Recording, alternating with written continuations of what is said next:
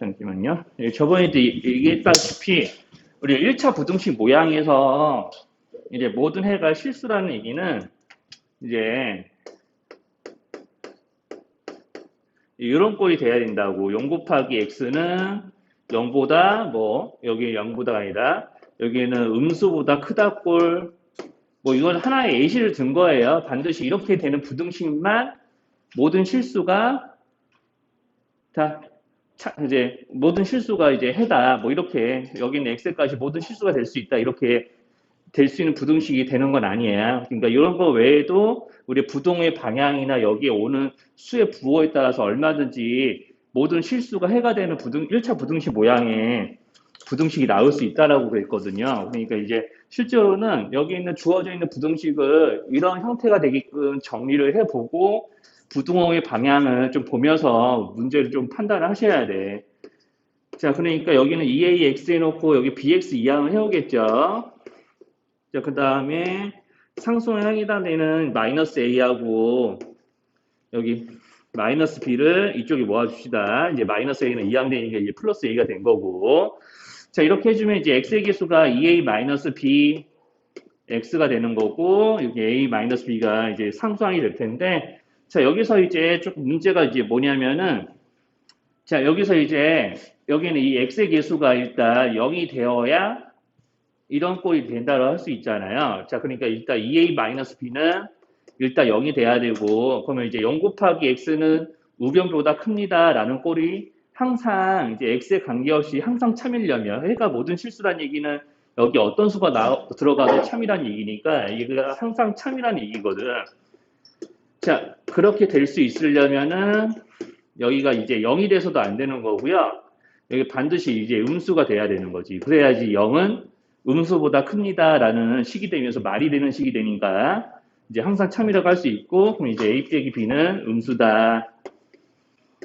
자, 이런 형태거든요. 자, 그럼 이제 이런 형태다. 자, 그래서 요거 두 가지의 관계식을 보고 두 번째 부등식을 풀어보라고 시키는 거죠. 그럼 두 번째 부등식도 역시나 이렇게 정리를 해. 두 번째 부등식은 이거죠. 자, 마이너스 bx 이항을 해왔고, 그 다음에 2a 마이너스 b 이렇게 좀 해줍시다. 그럼 이제 a 플러스 b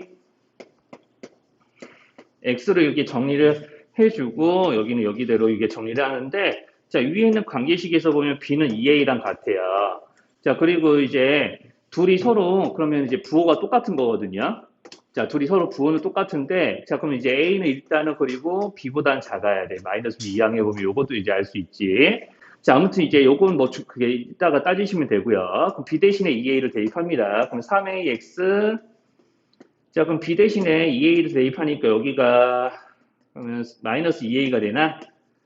자, 이렇게 이제 되겠죠. 자, 이런 식으로 이제 될 거고. 자, 그러면 이제 여기서, 이제 여기 있는 이제 a의 부호를 조금 예측을 해야겠지? 자, 그러면 이제 a 빼기 b에서 이제 뭐 음수가 되는 거, 즉 b가 a보다 더 크다라고 그랬는데, 자 여기서 이제 그러면은 이제 a의 부호를 예측해서 자 3a로 양쪽을 나눴을 때 부동 방향이 바뀔지 안 바뀔지만 조금 확인하시면 돼요.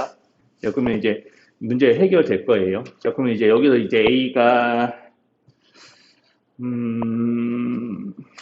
여기서 여기가 이제 0이 되는 거고 a-b가 음수니까 이제 a가 양수일지 음수일지만 예측하면 되는데 a가 뭐 양수라는 얘기는 딱히 없네요. 여기 문제에는 여기서 요거 3a로 나눌 때가 조금 애매하긴 하겠다.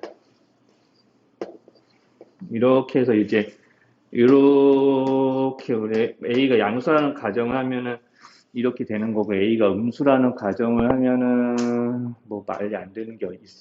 근데 풀어주시면 해가 좀 나오겠죠? 그래서 이제 원래는 이게 주관식 같으면은 a가 만약에 양수이면은 이렇게 되는 거고 a가 이제 음수이면 뭐 이렇게 된다라고 써야 될 것 같은데 여기서는 이거 아니면 요거니까 이제 답안에 있는 요거를 정답으로 하고 넘어가면 되긴 하겠다. 이렇게 객관식이니까.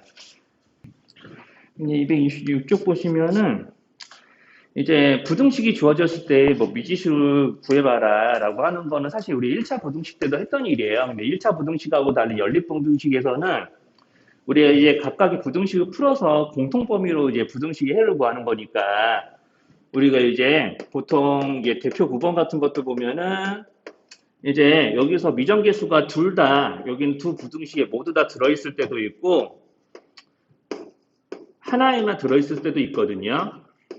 그러면은 내가 미정계수가 없는 쪽은 이제 해를 구하면 돼. 그럼 이제 해를 직접 구해보면은 이제 이런 건 해를 구해보면 이제 바로 알겠지만 x가 4보다 작아요. 해를 구해보면 알겠지만 자 그러면 이제 여기서는 x가 4보다 작다 꼴이 나오고 여기는 풀게 되면은 x에 대해서 양수기 때문에 x가 2분의 b 플러스 1보다는 크다 꼴 나올 거 아니야. 그러니까 요놈은 위에 거에서는 x는 어떤 수보다 크다고 얘는 x가 어떤 수보다 작다 꼴인데 여기 있는 이 부등식의 해가 이렇게 나왔다는 얘기는 그러면 내가 요놈보다는 크고 요놈보다 작으니까 이런 모양의 해가 나온 거 아니에요. 자, 그러니까 뭐뭐보다 크다 꼴은 요놈이 됐을 거고 뭐뭐보다 작다 꼴은 요놈이 됐을 거라고 거꾸로 유추를 하면 되지. 풀이 과정 안에서. 이렇게 이제 하시면은 그냥 간단하게 연립부등식의 해를 이용해서 원래 있던 부등식의 미정계수를 구하는 작업은 사실 각각을 풀었을 때 부등호 방향을 보고도 좀 예측을 할 수 있거든요. 그러니까 유제 9-1번 같은 것도 좀 그렇지. 유제 9-1번 같은 것도 내가 여기 있는 부등식을 이거는 심지어는 안 풀어봐도 알아. 이제 무슨 뜻이냐면 어차피 여기 두 개에 다 미정계수가 들어있기는 해도 자 이렇게 이제 부등식의 이제 시계 모양하고 그 다음에 해의 모양, 이 연립부등식의 해의 모양을 좀 보시면은 마이너스 1보다는 크고 4 이하잖아요. 자, 그러면 이제 한쪽에는 등호가 있고 한쪽에는 등호가 없어요. 그러면은 보나마나 여기 등호가 있는 데서 풀어가지고 이런 해가 나왔을 거고 등호가 없는 걸 풀어가지고 요거 보니까 등호가 없는 걸 풀어서 이런 해를 얻었을 거라고 생각을 할 수 있지. 자, 이렇게 연결이 되면은 따다다닥 이게 풀어지는 거죠. 그러니까 여기에 해를 보니까 4 이하가 나왔을 거고, 아래 걸 푸니까 마이너스 1 초과가 나왔을 거고. 그렇게 예상이 되면 그냥 우리 1차 부등식의 해를 보고 미정계수를 구하는 중위 문제가 되는 거예요. 중위 문제. 자, 그래서 이제 이런 연립부등식을 풀다 보면은 이제 우리가 부등식의 해가 이제 특별할 때가 좀 이제 있었죠. 그게 대표 10번에서 그 흔적을 좀 볼 수 있는데 우리가 이제 1번 같이 이런 식으로 x가 10일 이하이면서 동시에 10일 이상이다. 나는 이제 부등식의 공통 범위는 우리 여기서는 이제 x의 값이 공통으로 이제 여기는 두 부등식 모두 다 만족시킬 수 있는 x의 값은 오로지 10일밖에 없으니까 유일하게 연립부등식에서 이제 1차 연립부등식에서 해가 방정식처럼 나오는 경우는 이런 경우밖에 없는 거였죠. 우리가 이제 몇 이하, 몇 이상 이렇게 해당되는 부분. 그러니까 수직선의 모양으로 따지면은 이런 거, 자, 10일 이상이면서 10일 이하를 동시에 표현하면 이런 그림이 되는데 오직 11에서만 공통인 수가 나오니까 여기만 이제 해가 되는 거죠.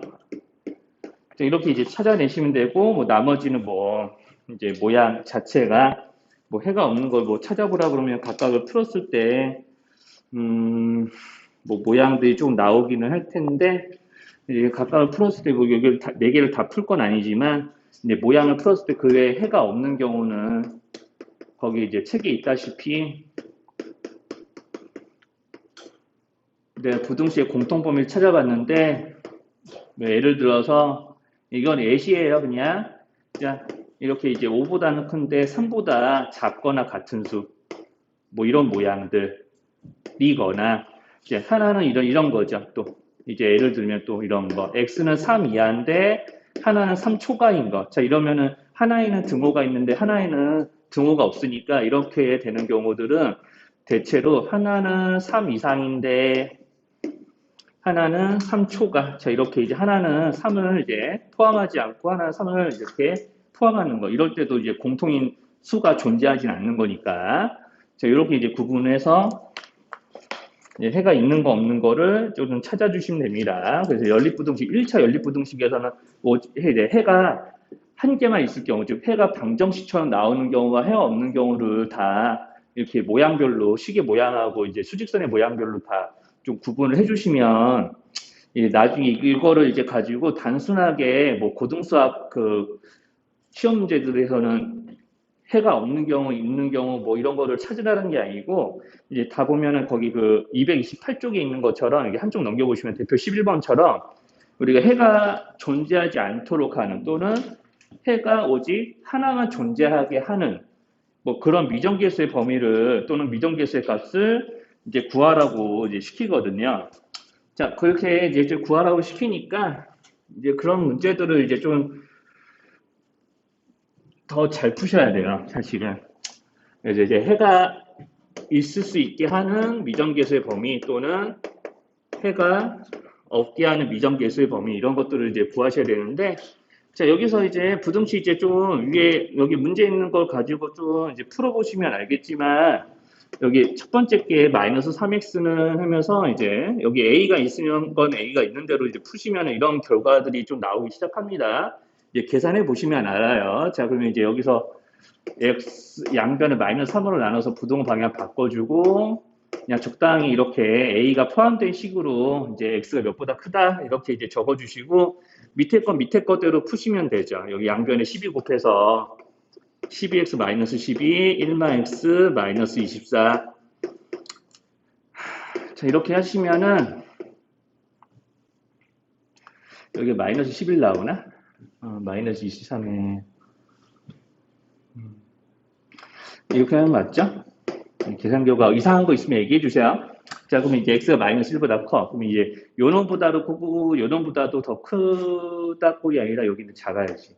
자, 요놈보다는 크고 요거보다는 제 작은 거니까 이제 수직선이 나타내시면 되죠. 이게 마이너스 1보다는 큽니다. 마이너스 1보다는 작습니다. 라는 모양이고 요놈보다는 큽니다. 라는 꼴이 되는데 자, 공통범위가 없어야 해를 갖지 않는 거죠. 자, 그러니까 이런 식으로 표현이 돼야 되는 거지. 자, 그래서 이제 이렇게까지 좀 되는데, 우리가 여기서 둘 다 x에, 여기는 마이너스 1과 요 마이너스 3분의 9 마이너스 a는 x에까지 둘 다 포함이 되지 않는 식이니까, 얘네들끼리 서로 같아지더라도 공통범위가 나와, 안 나와? 안 나오겠죠? 자, 그러면 그게 판단이 들면은, 요 놈과 요 놈의 크기 비교를 하면 됩니다. 그래서 실제로는 우리가 이제 해를 갖지 않는 조건들은 이제 각각의 부등식을 풀었을 때 x가 몇보다 크다 작다 이런 꼴이 나왔고 그러면 이제 그런 꼴이 나왔을 때 여기 그 x의 값의 범위를 결정해주는 이런 수 또는 식과의 크기 비교를 이용해서 미정계수의 범위를 구하는 식을 작성하시면 돼요. 여기가 더 오른쪽에 있죠? 그림상 이제 그래프 그리면 더 확실합니다. 자 이런 식으로 이제 해주시면 되고요. 만약에 여기서 이게 지금 해를 갖지 않는 문제니까 이렇게 됐지 해를 가짐 이거는 해를 갖지 않는 조건이죠. 만약에 이제 번외로 해를 가진다, 해를 갖는다, 해를 갖는 조건 이렇게 해버리게 되면 여기 있는 이 마이너스 1보다는 요 놈이 더 작다 이런 식으로 반드시 쓰셔야 됩니다. 여기다 부등호 방향 바뀌면서 등호도 떼버리면 돼요. 반대예요, 반대. 해를 가진 조건은 요 기준점이 이쪽까지는 가야 되니까 그래야지 공통범위가 이제 나오게 되니까 이제 그런 거죠. 자, 그래서 이제 만약에 여기가 둘 다 밑줄이 쳐져 있었으면은 여기 아마 등호가 없었을 거고 여기는 등호 있었을 거고. 자, 그런 식으로 좀 수직선 그려놓고 논리적으로 조금 판단하시면은 굳이 뭐 하나하나 디테일하게 어떤 상황에서 해를 갖지 않는지 좀 외워가면서 이제 푸는 거는 안 하셔도 됩니다. 이게 보통 부등식의 풀이 같은 경우는 부등의 방향에 따라서 조금 계속해서 부등의 방향이나 부등의 등호가 붙어 있는지 여부에 따라서도 그때그때 좀 경우가 달라지니까 이제 문제별로 이렇게 수직선을 조금 이용을 하셔서 확인을 해보시면 돼요. 뭐 그게 잘 되시는 분들은 수직선 없어도 뭐 문제를 풀긴 하겠지.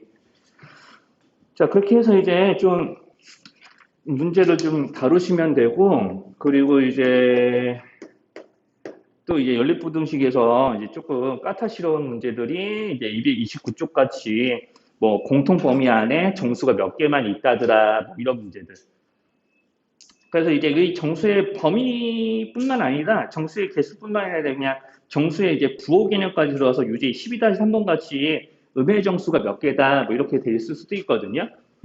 뭐 그거는 그것대로 여기 있는 대표 문제를 푸는 방식을 그대로 이용해서 계산을 하시면 되는데, 어쨌든 이제 대표 문제들 보시면 이제 이것도 우리가 이제 1차 부등식에서 우리가 중2 과정에 있는 부등식에서 우리가 이런 문제 풀어본 적 기억이 날지 모르겠는데, 어떤 1차 부등식의 해를 만족하는 x값 중에서 1차 부등식의 해 중에서 자연수가 3개일 때 a의 값의 범위를 구해보세요 뭐 라는 문제를 우리가 풀어본 적도 있거든요. 그때랑 느낌이 거의 비슷하다고 보시면 돼요.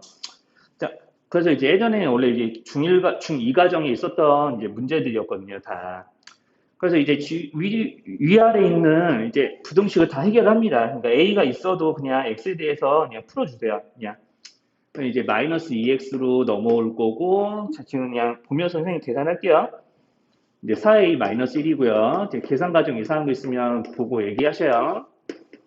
자, 이렇게 이제 x가 요놈 이하다 이렇게 돼 있고, 그 다음에 이제 밑에 건 밑에 거대로 이제 풀으시면 2x는 마이너스 4 이하니까, 이상이니까, 그 x는 마이너스 2 이상 이렇게 나오겠네. 위아래에 풀면은 해가 이렇게 두 개가 나오죠. 자, 그러니까 요거를 그냥 표시를 합시다. 일단은 마이너스 2 이상인 것부터 표시를 하면은 뭐 이렇게. 자, 요놈 이하네. 그럼 이제 우리가 해가 있어야 되니까 이 마이너스 2분의 1로 시작하는 이 식이 반드시 마이너스 2보다 오른쪽에 있어야 수직선을 이렇게 왼쪽으로 가게끔 화살표 그리면서 이제 공통범위가 있게끔 그려야 되겠죠. 우리가 어쨌든 해가 있기 때문에, 공통범위가 있기 때문에 연립분식의 해 중에 정수가 3개 있다라고 할 수 있으니까. 그럼 여기 공통범위 안에서 정수는 요거까지 포함이 됩니다. 여기 포함해서 정수가 3개 있어야 되는 거죠. 여기서부터 세주세요. 하나, 둘, 3개. 그죠? 자, 그럼 끝났죠? 그러면 이제 그 다음 정수인 플러스 1은 여기 바깥에 있어야 되는 거죠? 그럼 자연스럽게 우리가 그 중학교 2학년 문제처럼 여기 있는 이 부등식의 해를 결정하는 이런 미정계수가 포함된 식이 어느 연속된 두 정수 사이에 있는지가 확인이 돼요. 그럼 그거를 그대로 식으로 나타내면 돼. 자, 이렇게 이제 식으로 좀 나타낼 수 있잖아요. 자, 그럼 이제 0보다는 크고 1보다 작다. 이런 꼴인데, 자, 이렇게 되면서 여기서 항상 이제 주의해야 될 거는 이제 등호 성립 여부. 자, 0이랑 같아질 수도 있고 1이랑 같아질 수도 있는데 그런 거를 이제 뭘로 판단하는 거냐면, 자, 저 여기는 이 x의 값을 기준으로 해서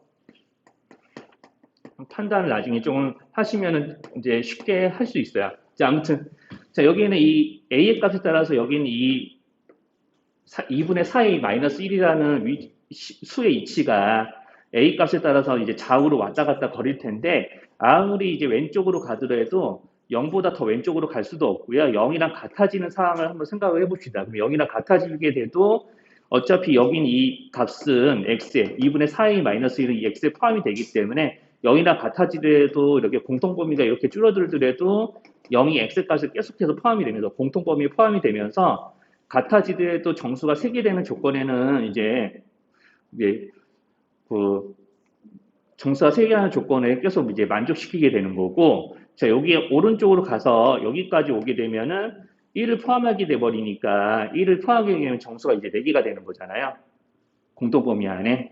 그러니까 이제 실제상 1과는 이제 같아질 수 없고, 이런 식의 논리를 원래는 판단을 해야 되는데, 이걸 시험 때마다 다 하게 되기가 조금 번거로울 수도 있으니까 엑셀 값을 기준으로 좀 생각을 해보면, 자, 0은 우리가 이제 공통범위 안에 포함이 돼야 되는 수잖아요. 여기는 부등식의 해에 포함이 되는 수예요. 이것도 부등식의 공통범위 안에 포함이 되는 수고, 여기 채워져 있었으니까. 자, 그럼 여기는 포함이 되면 안 되는 수였지. 그러니까 이렇게 하나, 둘, 세 개를 나중에 놓고 성격이 같은 것끼리 같아질 수 있다는 논리로 이렇게 등호를 여기다 이제 매겨주시면은 이제 틀리지 않고 등호 선임 여부를 체크를 해줄 수 있어요. 이제 이거는 이제 중학교 2학년 우리 선생님이랑 시험 대비할 때도 선생님이 좀 얘기했던 거기도 하니까 이제 그걸 조금 떠올려 보시면 될 것 같아요. 자, 그래서 이제 이런 식으로 이제 나머지 문제들도 수직선을 이용해서 여기 미정계수에 해당하는 이 식이, 미정계수를 포함한 이렇게 엑셀 값의 범위를 잡아주는 이 식이 어떤 연속도 두 정수 사이에 있어야 되는지를 문제 조건을 이용해서 좀 판단을 해주시고, 마지막에 등호 성립 여부만 이와 같은 요령으로 따라가시면 돼요. 자, 그래서 이제 거기 대표 식구하고 이제 19-2번 이제 좀 같이 봅시다. 자, 이제 우리가 대표 식구에서 어차피 이제 절대값이 있는 방정식을 풀었을 때처럼 절대값 안에 있는 식이 그대로 빠져나올 때와 부호로 바꿔서 빠져나올 때 두 가지 상황으로 식의 모양을 고쳐가면서 이제 풀어야 되는 거는 방정식 때랑 똑같다고 이야기를 예전에 했었고, 그러니까 첫 번째 여기가 플러스가 될 때, 그러면 우리가 여기서 x가 3이 될 때가 기준이 있고 그 3보다 클 때 작을 때로 3-x의 식의 부호가 달라지잖아요.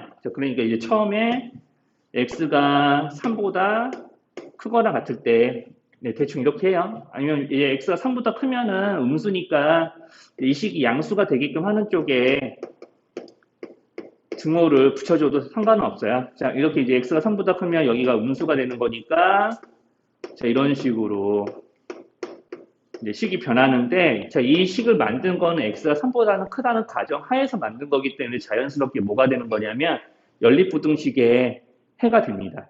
자연스럽게 연립부등식 만들어지고 여기를 연립부등식 풀었을 때 나오는 해가 있겠죠? 여기도 마찬가지. 자, 똑같이 풀어요. 자, 이렇게 이제 풀게 되면 여기는 조금 웃긴 게 양쪽에 마이너스 x가 있어서 이렇게 자연스럽게 소거가 되고 3은 10 이하다. 이거 참이죠. 자, 이런 식으로 x의 값에 관계없이 항상 참이 되는 부등식도 가끔가다 만들어져.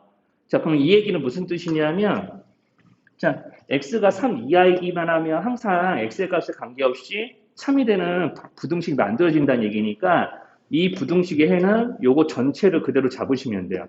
여기서 나오는 해가 3 이하다. 여긴 여기대로 이제 푸시면은 2x는 7, 2x는 13 이하라서 x가 2분의 13 이하가 되는데 그래도 3보다는 커야 된다는 거죠. 이 부등식에서는. 그러니까 이렇게 이제 잡으시면 됩니다. 자, 그러면 이제 여기서 얘네들을 모으셔야 돼요.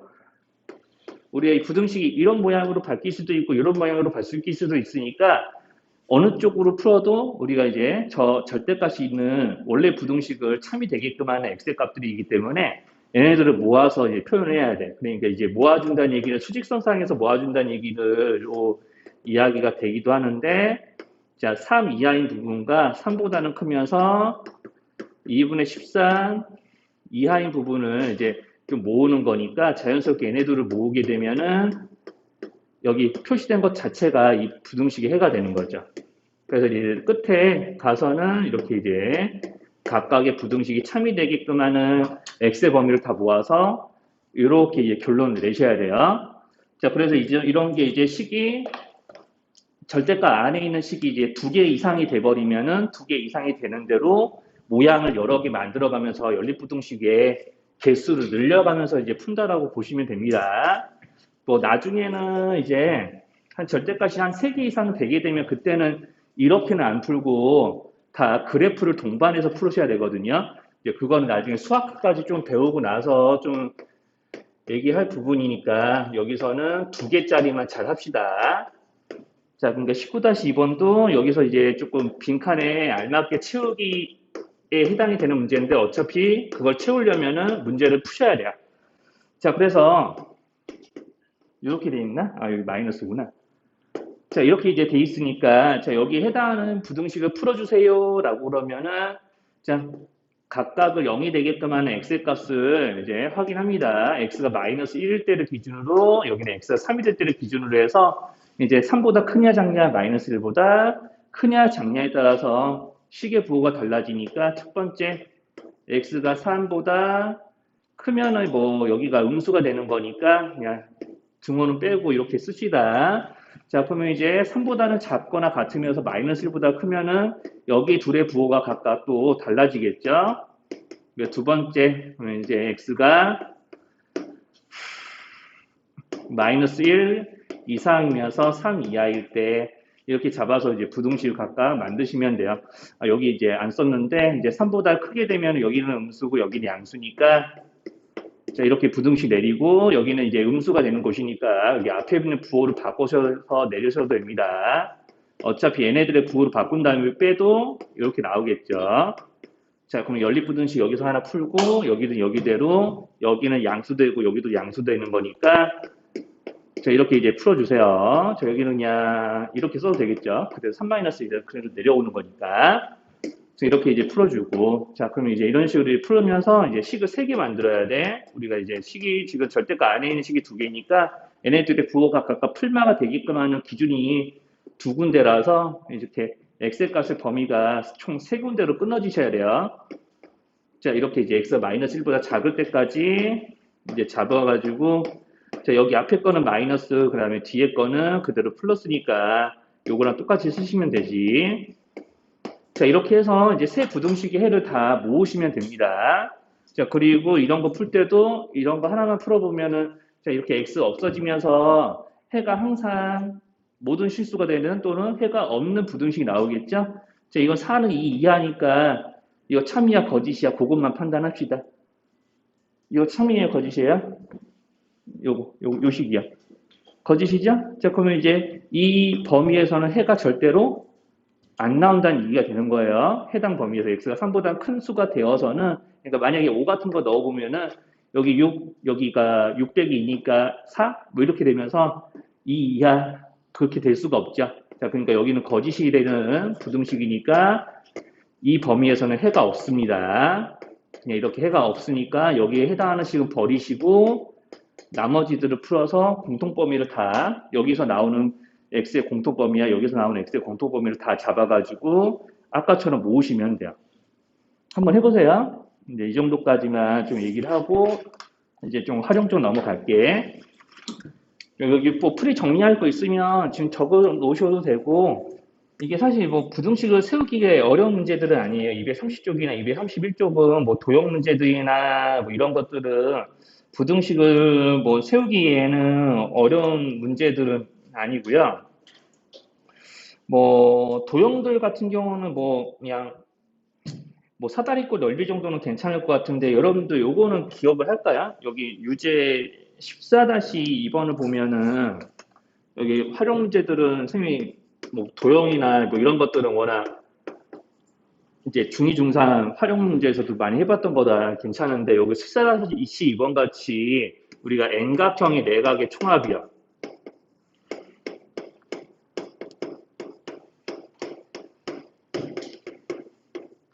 내각의 크기의 합이라고 흔히 그러는데 내각의 이제 총합이 뭐 이렇게 되는 거예요. 이제 우리가 N각형이라고 하면 180 곱하기 N-2로 이제 내각의 총합을 구하면 되는 겁니다. 요거 혹시나 이제 기억 안 날까봐 좀 적어드리긴 할게요. 이거 혹시나 이제 까먹고 있었으면 거기 14-2에다가 적어놓고 이제 요 놈이 110보다 크고 140보다 작다, 1100보다는 크고 1300보다 작다라는 부등식을 만드시면 이제 그냥 가운데에만 미지수가 있는 부등식이 돼서 그냥 금방금방 풀리기는 할 거예요. 뭐 그렇게 하시면 되겠고 혹시나 뭐 원뿔 부피나 뭐 이런 거 기억 안 나시면 말씀하시고요. 그리고 이제 슈사다실은 거기 위에도 적혀 있지만 가장 이제 긴 변의 길이에 해당이 되는 것들이 나머지 두 변의 길이 합보다는 늘 작아야 되니까 이제 그거 가지고 문제를 푸시면 되는데 슈사다실 1번도 이제 보면은 가장 긴 변이 여기 x에다가 뭔가를 더하고 빼고 하는 꼴이라서 x가 한 가지수로 딱 정해지면 무조건 얘가 제일 큰 거죠. 그래서 얘가 가장 긴 변이잖아. 그러니까 여기서 이렇게 합친 것보다 얘가 작다. 그리고 여기서 무조건 세 변의 길이는 양수해야 되니까 제일 짧은 변의 길이가 0보다 크다. 이렇게 이제 범위를 잡아주시면 돼요. 뭐 이런 정도만 좀 얘기를 하고 좀 넘어갑시다. 거기 232쪽 그냥 우리 중학교 2학년 문제예요, 사실은.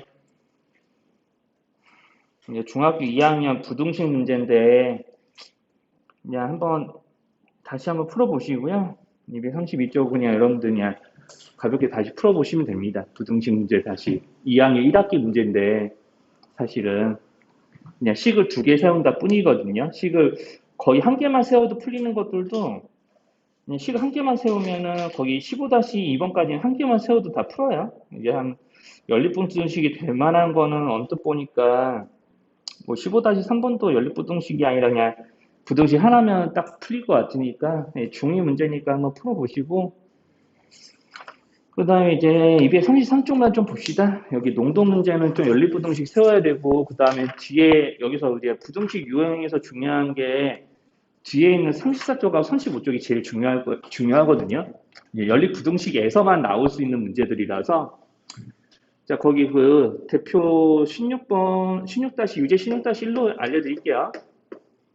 이제 16-1로 알려주면은 우리가 여기서 10%의 소금물 300g에다가 2%의 소금물을 섞는다고 그랬는데, 자, 뭐 비커그램 이용해서 문제 상황을 좀 나타내면 여기다 이제 xg을 섞었더니 뭐 나는 꼴이지. 2%짜리 xg 섞었더니 5% 이상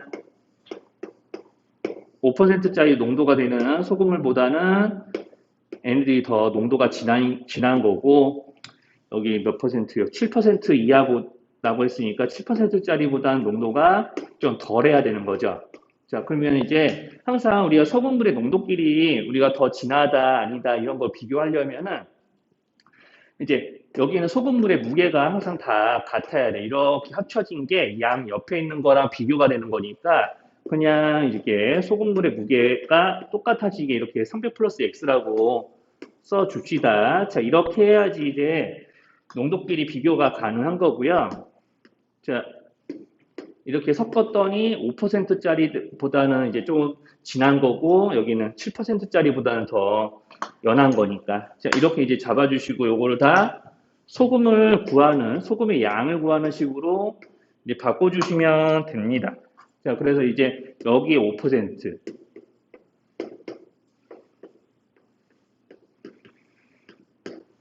자, 그럼 여기를 합친 거에 소금의 양을 구해보면 여기에 들어있는 소금의 양은 30g이겠죠? 300에 100분의 10이니까 그냥 30이라고 봐 적을게요. 300 곱하기 100분의 10이긴 하지만 자, 여기는 여기대로 100분의 2x라고 하시면 되겠고 자, 이렇게 해놓고 자, 요거를 이제 풀어주면 되는데 이제 앞서서 계산한 여기 이렇게 이제 세식이 크기 비교가 된 부등식은 가운데를 기준으로 해서 왼쪽 거랑 오른쪽 거를 이제 각각 연립한 모양으로 쪼개서 이제 푸는 것들을 하시면 되죠.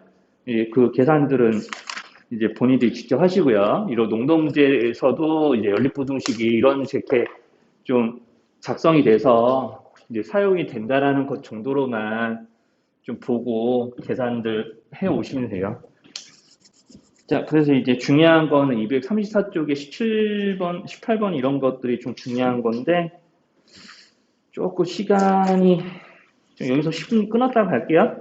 우리 50분에 시작합시다. 가부적 문제라고 그러는데, 뭔가를 이제 나눠줬을 때, 이제 나눠지는 대상이 이제 남거나 부족한 사항에 대한 문제거든요. 그러니까 지금 여기서 이제 좀 상황을 잘 읽으셔야 돼요. 이게 가끔 가다가 지금 여기서는 주로 유제 2번까지는 학생들을 나누어서 의자에 텐트에 뭐 앉히는 그런 이제 문제들인데 여기 이제 유제 17-3번을 같은 거 보면은 이제 조금 약간 상황이 좀 달라요. 이제 공책을 나눠서 학생들에게 주는 거거든요. 그러니까 무엇을 나누어서 어디에 이제 배분을 해주냐가 이제 조금 구분이 돼야 돼, 문제를 읽으면서. 흔히 분배해준다라고도 이야기를 하는데, 자, 그러니까 여기만 잘 읽어도 돼, 사실은. 솔직히 얘기하면. 자, 그러니까 뭐뭐를 이제 뭐뭐에게 나눠준다라고 한번 말을 만들어 봐도 돼요. 그러니까 보통 보면은 학생들을 텐트에 나눠준다, 학생들을 의자에 앉혀준다, 뭐 이런 식의 상황이 되는 게 유제 2번이거든요. 유제 2번까지는. 여기는 이제 17-3번 같은 경우는 이제 여기서 공책을 나누어 학생들에게 준다라고 해야지 이제 말이 되는 거죠. 자, 그러니까 뭐뭐를 나누어 어디에게 준다 이런 식의 상황들이니까 여기서 이제 을에 해당이 되는 것과 에게 해당이 되는 거를 이제 잘 구분해서 말을 만드시면은 이제 앞뒤 구분을 다 할 수 있습니다. 그래서 여기서는 이제 학생을 나눠서 강당에 있는 공연장에 있는 의자에 앉히는 거죠. 자, 그럼 보통 미지수가 되는 게 그럼 이제 뭐가 되는 거냐면 이제 받는 쪽이 보통 미지수가 돼요. 나누는 쪽이 아니라. 왜냐하면 우리가 요거를 나눠서 우리가 여기 의자에 앉히는 거니까 흔히 나눗셈으로 치면 학생 나누기 의자에서 몫이 나오면은 이제 의자 개수 또는 이제 한 의자당 앉는 학생의 수를 이제 구하게 되는 그런 나눗셈식이 만들어지기 때문에 보통 여기서 받는 쪽, 여기 분배를 받는 쪽이 미지수가 되고요. 이걸로 이용해서 학생을 식으로 나타내게 되는 거죠. 그래서 이제 부등식이 되는 쪽은 주로 부등식이 대상이 되는 쪽이 이쪽이고, 이제 그거를 의자 개수를 이제 미지수로 잡아서 이제 나타내게 되고, 자, 여기서는 이제 학생 수를 구하라고 했는데, 먼저 의자 수의 범위를 구해서 학생 수를 구하게 됩니다. 자, 그래서 이제 문제 한번 풀어보면은, 이제 의자를 이제 X에다가 두면은, 한 의자당 2명씩 앉는다니까 학생들은 어떻게 되냐면요. 실제 학생 수는 한 의자당 2명씩 앉아요. 그러면은 이렇게 따다다닥 X개 의자에 앉혔더니 EX만큼의 학생들이 의자에 다 앉아 있는 거고 5명이 그래도 더 있는 거예요. 그러니까 이제 EX 플러스 5가 학생 수가 됩니다. 이제 이건 이제 중1 과정에서도 나타내는 식이니까 그렇게 어렵지 않은데, 자, 그러면 이제 여기서 그 뒤에 있는 말을 보고 우리가 학생 수의 최대 최소를 구하셔야 되거든요. 그래서 학생 수가 제일 컸을 때 학생 수가 제일 작았을 때의 상황을 이제 X를 이용해서 나타내시면 됩니다. 학생 수의 최대 최소를 구해서 학생 수의 범위를 나타내는 부등식을 만들고 그 부등식을 해결하는 게 이 문제의 목적이에요. 자, 그러면 이제 학생 수가 제일 컸을 때가 언제냐? 문제에서 이제 뒤에 나오는 말이 중요한데, 자, X개 의자에다가 이제 3명씩 앉힐 때 의자가 2개 남는다라고 그랬잖아요. 그럼 의자가 보통 2개 남는다라고 그러면은 여기에는 항상 생략된 말이 있어. 이제 어떤 말이 생략이 되냐면 비어있다라는 말이 늘 생략이 됩니다. 빈 의자가 2개가 더 있는 거예요. 그러니까 사람들이 안 앉은 거죠, 학생들이. 자, 그렇기 때문에 빈 의자가 2개 남는다, 3명씩 앉으면 빈 의자가 2개 남는다는 상황을 어떻게 이제 좀 그림으로 표현할 수 있냐면, 뭐 이렇게 반드시 그림을 그려야 되면 풀 수 있는 건 아닙니다. 자, 여기가 네모가 의자라고 치고 이렇게 3명씩 앉았다고 표현을 해볼게요. 그럼 3명씩 쭈르륵 앉다가 끝에 마지막 의자에 3명이 꽉 채워져서 안 앉을 수 있을 수도 있어. 1명이 앉아 있을 수도 있고, 2명이 앉을 수도 있고, 3명이 앉을 수도 있지만, 여기서 비어있는 의자가, 즉, 1명도 없는 의자가 0명짜리 의자가 2개가 더 있는 거죠. 그러니까 여기 있는 이 의자에는요, 밑줄친 의자에는 3명이 앉아있을 수도 있고, 2명이 앉아있을 수도 있고, 이제 1명이 앉아있을 수도 있으니까 1에서 3까지의 수가 채워져 있다라고 생각하면 됩니다. 그럼 여기서부터 여기까지가 의자 개수 X개거든요. 자, 그러면은 이제 자연스럽게 우리가 이제 학생 수가 최대가 됐을 때는 마지막 의자에 3명이 앉아 있는 거고, 학생 수가 최소가 됐었을 때는 언제냐면 마지막 의자에 1명이 앉아 있을 때라고 이제 생각을 할 수가 있는 거예요. 자, 그러면 이제 자연스럽게 이제 식을 세워주는 거지. 그러면은 이제 내가 3명씩 확실하게 앉아 있는 의자는 여기 사람 수가 몇 명 앉아 있는지 모르는 의자하고 여기 비어 있는 의자 2개 포함해서, 그래서 흔히 비어있는 의자에다가 플러스 1을 한 수를 생각을 합니다. 자, 그래서 우리가 이제 여기는 이 플러스 1 해가지고 X개 중에서 3개를 제외한 나머지 의자에는 무조건 3명이 앉아 있는 거니까 최대 최소에다가 다 이걸 써요. 3 곱하기 X 빼기 3. 그래서 이제 빈 의자의 개수에다가 흔히 플러스 1을 한다고 생각하시면 돼요. 그렇게 해서 여기 있는 이 큰 X에서 3개 빼고 3을 곱해서 3명씩 확실히 앉아있다. 그러면 여기서 변할 수 있는 거는 마지막 의자에 3명이 있냐 또는 1명이 있냐가 학생 수의 최대 최소를 결정하는 식이 되는 거고, 얘네들보다 크거나 같고 최대보다 작거나 같다라고 식을 잡아주는 거죠. 그러면 이제 가운데를 기준으로 해서 이제 이렇게 2개, 이렇게 2개 짝지어가지고 X의 범위를 이제 구하는 부등식을 만드시면 돼요. 각각 풀어보면은 여기 첫 번째 기억을 풀게 되면 기억에서는 이제 해가 어떻게 나오나? 그러면 이제 x-8, x가 13 이하네요. 그럼 여기 두 번째 밑줄친식을 풀어서 x의 범위 구하면은 x가 몇 이상이지? 마이너스 9, 마이너스 6 이하니까 11 이상. 이렇게 이제 될 것 같아요. 그럼 x가 11 이상이면서 13 이하가 이제 되는 거라서 자, 이렇게 지금 여기까지 구한 거는 이제 뭐 구한 거냐면 의자기수.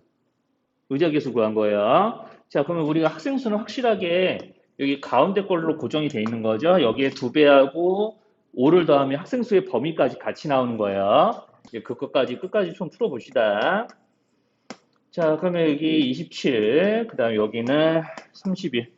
자, 이렇게 하면 이 학생 수가 27 이상, 31명 이하 이렇게 되는 건데 문제에서는 학생 수가 30명보다 크다라고 돼 있는 거니까 학생 수가 딱 정확하게 요거겠지. 문제죠. 요구하는 학생 수는 요거라고 이제 할 수가 있어요. 뭐 여기까지 이상하고 있으면 얘기해 봅시다.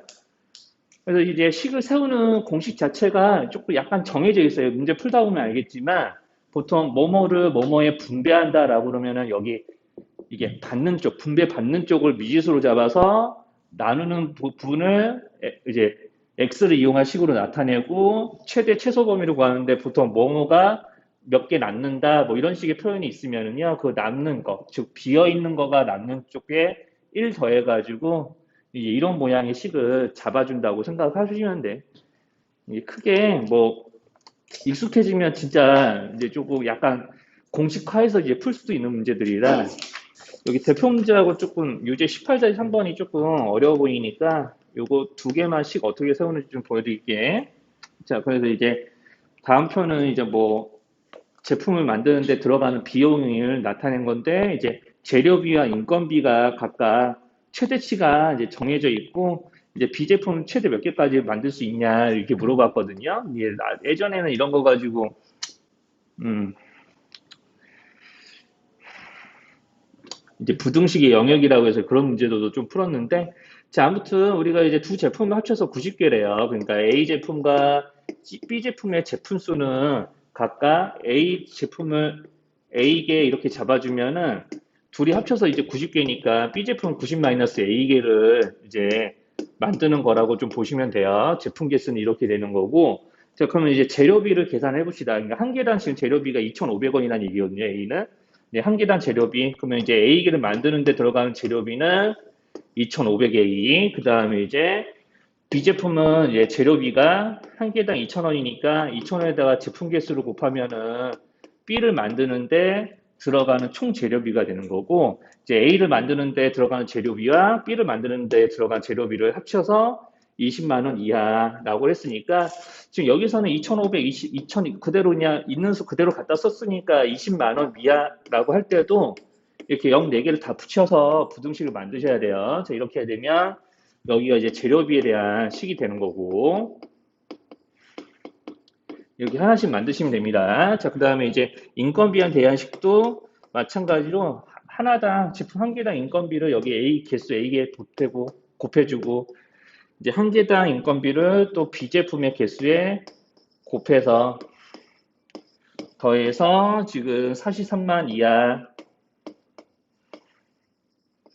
이렇게 해가지고 여기 있는 인건비를 구하는 식의 범위를 잡아주시면 되겠어요. 자, 그래서 여기 있는 이 부등식을 풀어서 A 값의 공통 범위를 구하시면은 근데 여기서 조금 그 선생님이 이제 약간 별 생각 없이 식을 잡은 게 B를 물어보는 거죠, 이 문제는. 근데 선생님이 A의 개수를 미지수로 잡았잖아요. 이렇게 하게 되면 이제 A의 범위를 구하고 나서 따로 이제 한 번 더 생각을 하셔야 돼요. 이게 무슨 말이냐면, 자, 여기서 A의 범위를 구하게 되면은 이제 풀었을 때, 쌤 생각에는 여기가 다 A의 개수가 이렇게 좌변에 있는 A의 개수가 다 음수라서, 여기는 양수되고 여기는 음수되겠구나. 하여튼 A는 몇 이상 몇 이하 이렇게 나올 텐데요.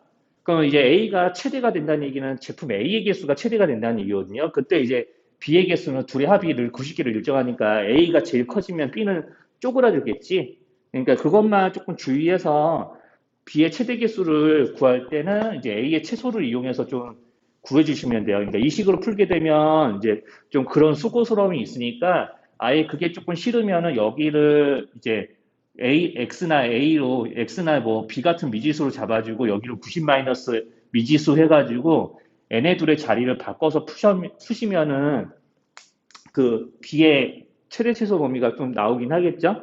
선생님이 조금 문제 끝까지 안 읽고 B를 구하라고 하는지 선생님이 좀 깜빡 안 보고 그냥 식을 막 세웠는데 어쨌든 자 이렇게 표로 조금 약간 말이 길어져서 나오지만 어쨌든 재료비하고 그다음에 인건비를 계산하는 식을 따로따로 만들어서 이제 보통 식이 세워진다라고 보시면 되니까 뭐 나머지 1번하고 2번은 그냥 어렵진 않고 그다음에 이제 18-3번 같이 연 이율 뭐 이런 말 나와 있으면 이게 그 뭔 말인지는 좀 알까? 여기 연이율 5%란 얘기는 내가 만약에 은행에 돈 100만 원 넣었으면 거기에 5%만큼을 1년이 지난 뒤에 주겠다는 얘기거든요. 그러니까 그걸로 조금 해석을 하시면은 1년 후에 총 이자가 5,300원 이상, 5,800원 이하 이렇게 되는데, 자, 지금 돈 10만 원을 A, B 은행에 넣어서, 이렇게 나누어서 넣는다고 했으니까, 맨 처음에 넣어둔 금액들을 각각 이제 미지수를 정하면 됩니다. 우리는 A 거를 구해야 될 거니까 A에다가 A1 넣어놨다고 쳐봐. 이게 처음 금액, 처음 맡긴 금액이라고 좀 볼게요. 자, 그러면은 여기가 둘이 합쳐서 이제 10만 원이기 때문에 여기서도 그냥 10만 이렇게 그냥 쓸게요. 둘이 합쳐서 10만이니까 한쪽은 10만 마이너스 A 이렇게 이제 하시면은 여기에 5% 여기에 이제 6% 비율을 곱한 게 합쳐서 총 이자가 되는 거고 걔네들의 범위가 5,300 이상, 5,800 이하라고 그냥 잡으시면 돼요. 그러니까 여기서 이제 이자라고 하는 거는 여기는 A 금액의 5%만큼을 이자로 줍니다. 이 금액의 8%인가? 6%만큼을 이자로 줍니다라고 하는 거니까 여기는 이 이율을 연 이율을 그대로 여기는 A에다가 여기는 이 10만 마이너스 A에다가 이렇게 이제 곱해서 얘네들의 합이 총 이자가 되는 거거든. 1년 뒤 총 이자. 예, 여기다가 이제 정확하게 써줄게요. 그럼 요거를 이용해서 문제에서 요구하는 부등식을 세우시면 되지. 혹시나 이제 이율하고 이자라는 말이 뭔지 모를까봐 그냥 적어준 거니까